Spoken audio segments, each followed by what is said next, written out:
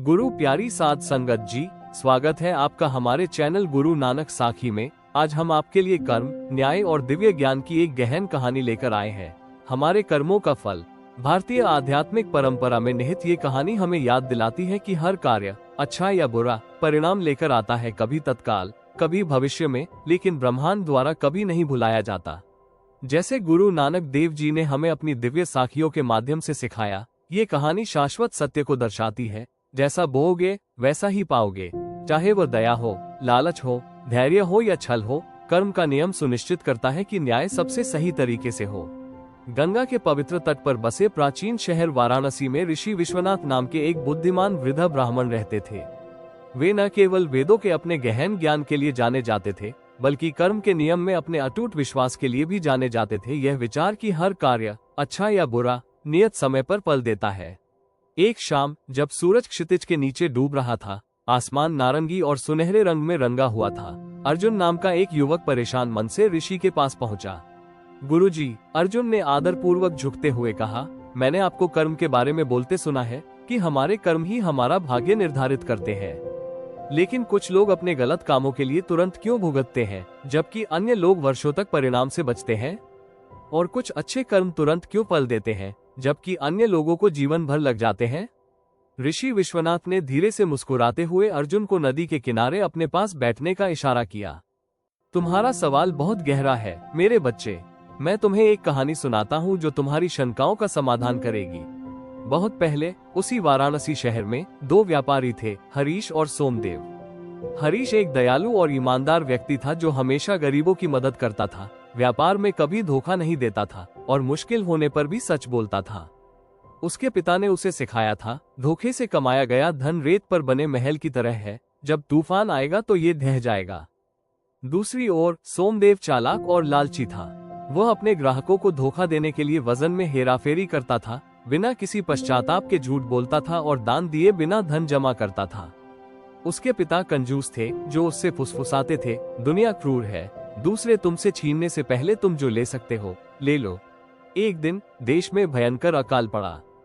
फसलें बर्बाद हो गईं और लोग भूखे मरने लगे। सीमित संसाधनों के बावजूद हरीश ने भूखों को खिलाने के लिए अपना अन्न भंडार खोल दिया। उसकी पत्नी लक्ष्मी चिंतित थी। पति, अगर हम अपना सारा अनाज दे देंगे तो हम क्या खाएंगे? हरीश ने जवाब दिया, अगर हम आज भूखे को खिलाएंगे तो भगवान कल हमें खिलाएंगे। और इसलिए उसने बदले में कुछ भी उम्मीद किए बिना अपना आखिरी अनाज भी दे दिया। सोमदेव ने अपने आसपास की पीड़ा को देखते हुए स्थिति का फायदा उठाने का फैसला किया। उसने और भी अधिक अनाज जमा किया और उसे बहुत अधिक कीमतों पर बेचा। जब एक बूढ़ी भिखारी महिला ने अपने भूखे पोते के लिए मुट्ठी भर चावल मांगे तो उसने उपहास किया, मैं तुम्हें क्यों खिलाऊं? तुम्हारी भूख मेरी चिंता का विषय नहीं है। उसी रात जब सोमदेव अपने सोने के सिक्के गिन रहा था तो हताश ग्रामीणों के एक समूह ने उसके गोदाम पर धावा बोल दिया। उसके लालच से क्रोधित होकर उन्होंने उसके स्टॉक को जब्त कर लिया और उसके गोदाम में आग लगा दी। कुछ ही क्षणों में उसकी बेईमानी से कमाई गई संपत्ति राख हो गई। सोमदेव मदद के लिए चिल्लाते हुए सड़कों पर भागा, लेकिन कोई नहीं आया। जिन लोगों को उसने धोखा दिया था और अनदेखा किया था, वही अब उसके भाग्य को जलते हुए देख रहे थे। एक भटकते हुए साधु ने ये दृश्य देखा। उसने आह भरी और कहा, लालच की आग पहले लालची को ही भस्म करती है। इस बीच हरीश, जिसने अपना सब कुछ दे दिया था, अपने परिवार के साथ ईश्वरीय न्याय पर भरोसा करते हुए प्रार्थना में बैठ गया। उस रात एक रहस्यमय ऋषि उसके दरवाजे पर प्रकट हुए। ऋषि ने उसे आशीर्वाद दिया और कहा, तुम्हारी निस्वार्थता ने देवताओं को प्रसन्न किया है। दूर देश के एक धनी राजा ने तुम्हारे गुणों के बारे में सुना है और तुम्हें अपना मुख्य व्यापारी बनाना चाहता है। कुछ ही दिनों में दूत सोना, रेशम और शाही निमंत्रण लेकर आ गए। राजा को सपने में बताया गया था, वाराणसी में एक शुद्ध हृदय वाला व्यक्ति आपका विश्वसनीय सलाहकार होगा।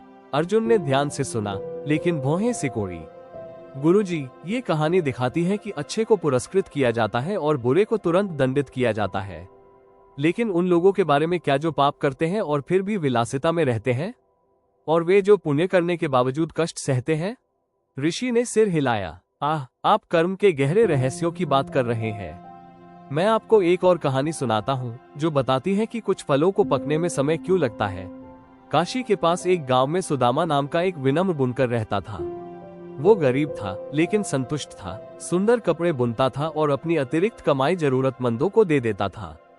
उसका पड़ोसी धनराज नामक एक धनी जमींदार उसका मजाक उड़ाता था और कहता था, तुम्हारा दान तुम्हें चीथड़ों में डाल देगा। एक दिन एक संत सुदामा की कुटिया में आए। बुनकर ने उनका स्वागत किया और अपनी आखिरी रोटी का टुकड़ा दिया। उसकी भक्ति से प्रभावित होकर ऋषि ने उसे आशीर्वाद दिया, तुम्हारी दयालुता का फल तुम्हें इसी जीवन में मिलेगा। धनराज ने ये सुना तो ईर्ष्या से भर गया। उसने ऋषि को अपने महल में आमंत्रित किया और एक भव्य भोज का आयोजन किया तथा उससे अधिक आशीर्वाद की आशा की। लेकिन ऋषि ने उसके स्वार्थी हृदय को देखा और कहा, आज तुम मुझे भोजन देते हो लेकिन प्रतिदिन गरीबों को भूखा रखते हो। तुम्हारे कर्म तुम्हें वापस मिलेंगे। धनराज हंसा, मेरे पास धन और शक्ति है, कर्म मेरा क्या बिगाड़ सकते हैं। वर्ष बीत गए। सुदामा की बेटी बीमार पड़ गई और उसकी प्रार्थनाओं के बावजूद वो मर गई। दुखी होकर उसने कहा, मेरे अच्छे कर्मों ने उसकी रक्षा क्यों नहीं की। इस बीच धनराज ने छल से अपनी भूमि का विस्तार करते हुए समृद्धि जारी रखी। एक रात तूफान आया। बिजली गिरने से धनराज का अन्न भंडार जलकर राख हो गया। उसी रात सुदामा ने स्वर्ग में अपनी बेटी को मुस्कुराते हुए देखा। पिताजी, उसने कहा, मेरा समय कम था लेकिन आपके प्रेम ने मुझे शांति दी। जल्द ही आपका दुख समाप्त हो जाएगा। अगली सुबह एक शाही जुलूस आया। राजा के लोग देश के सबसे बेहतरीन बुनकर की तलाश कर रहे थे। उन्होंने सुदामा के हुनर के बारे में सुना था। उन्हें महल में ले जाया गया, सम्मानित किया गया और कल्पना से परे धन दिया गया। धनराज अब बर्बाद हो चुका था। सुदामा के पास भीख मांगने आया।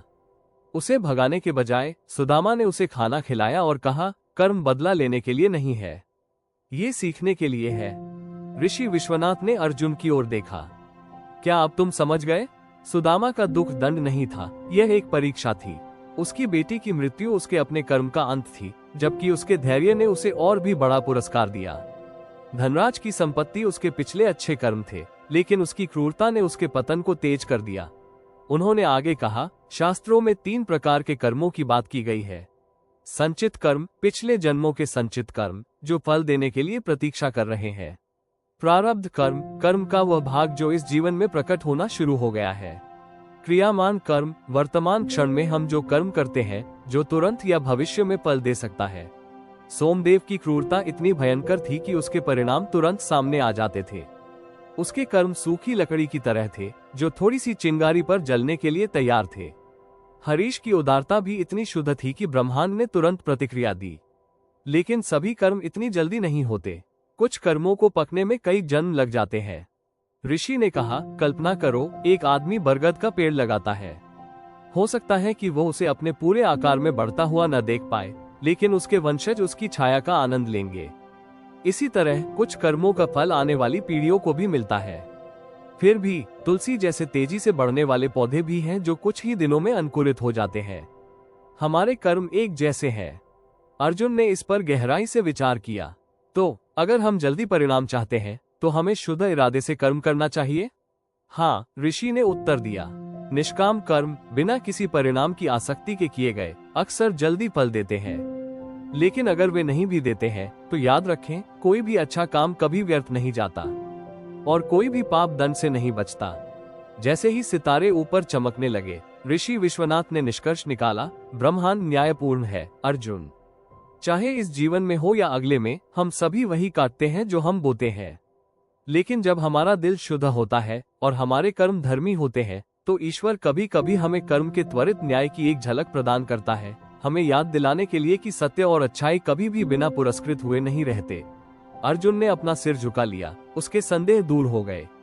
उस दिन से वो सचेत होकर जीने लगा, ये जानते हुए कि हर विचार, शब्द और कर्म का अपना परिणाम होता है, कभी तत्काल, कभी विलंबित, लेकिन हमेशा अपरिहार्य।